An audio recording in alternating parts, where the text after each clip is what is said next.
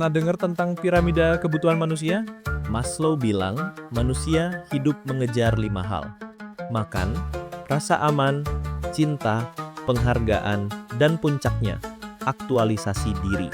Katanya, kalau sudah sampai di atas, barulah seseorang merasa lengkap dan bahagia. Tapi, benarkah begitu? Sejarah menunjukkan banyak orang sudah sampai puncak karir, punya uang, ketenaran, dan kehormatan, tapi tetap berakhir tragis. Ada bintang Hollywood yang kaya raya, tapi kesepian dan hancur dalam depresi. Ada miliarder yang punya segalanya, tapi memilih bunuh diri. Dan ada juga yang sebaliknya, orang yang meninggalkan gemerlap dunia, memilih hidup sederhana, bahkan memberi habis-habisan hartanya. Artinya apa? Mungkin puncak piramida Maslow bukan jaminan kebahagiaan. Sekarang coba kita lihat dari kacamata Islam. Dalam Islam, semua tahap hidup, dari makan, mencari aman, menjalin hubungan, sampai meraih prestasi, bukan sekadar tangga menuju bahagia. Semua itu adalah tempat ibadah. Ketika lapar, lalu makan, kita bisa dapat pahala kalau halal dan tidak berlebih-lebihan.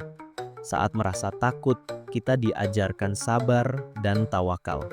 Dalam cinta dan persahabatan, Islam mengajarkan ukhuwah dan kasih sayang sebagai bagian dari iman.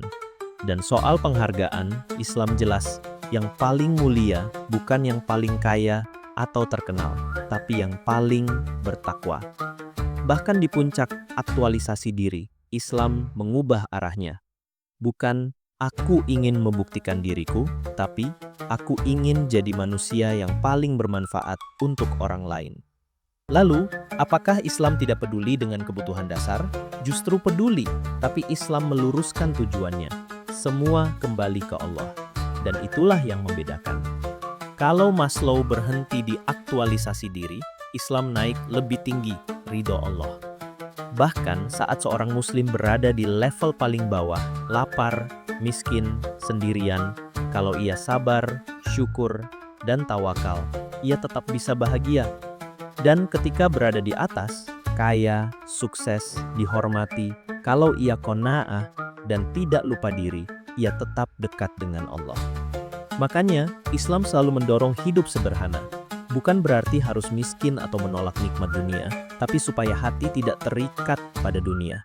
Karena kebahagiaan sejati bukan saat kita punya segalanya, tapi saat hati kita terhubung dengan Allah.